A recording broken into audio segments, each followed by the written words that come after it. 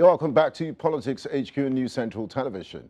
The performance of Imo State Governor Hope Uzodinma has always divided opinions. His performance as governor has also seen him rise gradually in national politics, where he has been regarded as one of the most influential governors in the ruling party, the All Progressive Congress. Since emerging as governor, Hope Uzodinma has been at the center of various issues, including matters of development. Today on Politics HQ, I have the pleasure of speaking with the Honourable Commissioner for Information and Strategy to take us through the journey so far. Honourable Declan Emelumba, the Imo State Commissioner for Information and Strategy, is my guest tonight on PHQ. Honourable Commissioner, you're welcome and thanks for honouring our invitation. Thank you so much for having me. Now, the 4 years of Governor Hope Uzodinma, he will be up for re-election in November of this year. How would you assess the overall performance of Governor Hope Uzodinma's administration in the last 4 years? Well, thank you again for having me. And it's a pity that from what I've heard, we won't have enough time. Yes. Traffic held us and we couldn't be here as scheduled. But because talking about what the governor, His Excellency, Distinguished Senator Hope Uzodinma has done in Imo State in the last 3.5 years could take us even the whole day. But all the same, I want to say that one, I think the most fundamental is infrastructural revolution in terms of road revolution. The Imo State, by the time His Excellency became governor, there was practically no road in Imo State. Today, almost all the roads, internal roads have been fixed in the capital city. Major roads linking different zones of the state, like Oluwere Road and Kigwe, Owerri Road, and then Owerri to Umuahia, through Obo. All these are major roads with a lot of economic potentials and even security implications for the state. And it also links also neighboring states like Anambra, Abia, and so on and so forth.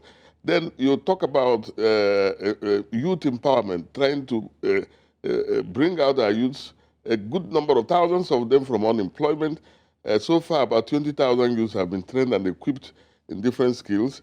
And we also have what we call Imo Skill Up Imo project, which also talks, underscores the visionary prowess of His Excellency Senator Uzodinma, because he is the first state in the Federation to establish Ministry of Digital Economy and E-Governance. And that ministry is programmed to train about 100,000 youths every year in different digital skills. And of course, so far we have graduated 5,000. The next 15,000 is due for graduation anytime from now.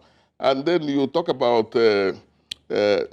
somebody who has a greater vision, deeper vision. That's why he's talking of the region of Orashi and Uguta to Degema, then to the Atlantic Ocean, so that the Southeast can have access to the ocean, and that will tremendously... So it's not just beneficial to the people of Imo, it also helps the southeastern region in its entirety. Yes. Now, you've talked about infrastructure development. It's a crucial aspect of governance, and it does open up the economy for commerce and water view. Now, let's talk about security, because if a state is not secured, it will drive investors away, and the people who are important, Imonites, won't be able to go about the business.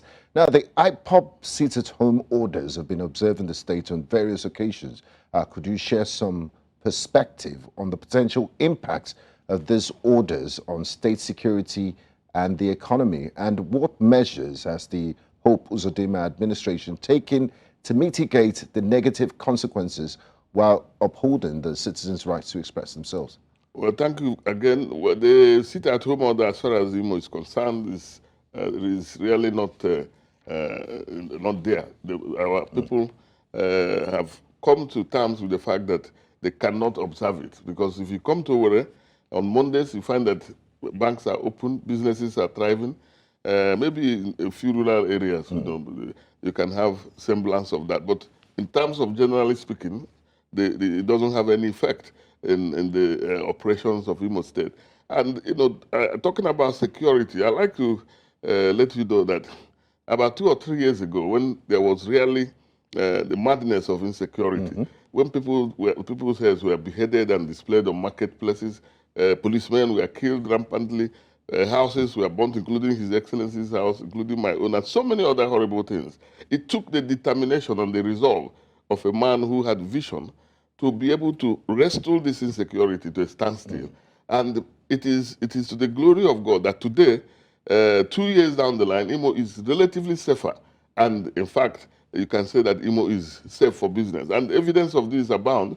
The Guild of Editors has held conferences in Imo twice in less than a year. The Institute of Chartered Accountants held, the Army to police, and so many others who are coming into. So if the place is not safe, they won't be coming. So because you say it drives investors. Yes, I agree. But you can see that investors are coming. So Imo is open for business. Imo is very, very open and ready for business, yes. Now, Honourable Commissioner, with the upcoming November 11, 2023 elections, what achievements and milestones from your principal, Governor Hope Uzodinma's first term, do you believe will resonate with the electorate and contribute to his prospects for re-election? And do you see any formidable challenges from opposition parties?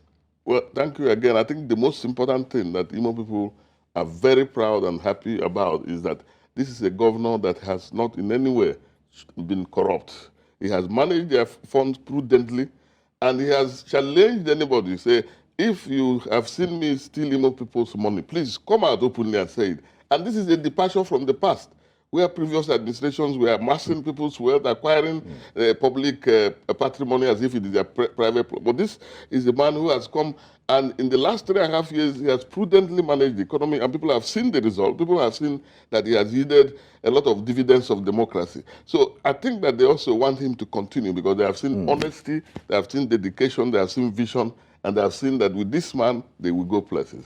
Lastly, Honourable Declan Emelumba, could you provide insights into the governor's vision for unity and progress in Imo State? Because he's done his 4 years. He does have plans to extend to 8 years to complete the works he started. How does he aim to create a more prosperous and harmonious future for Imolites?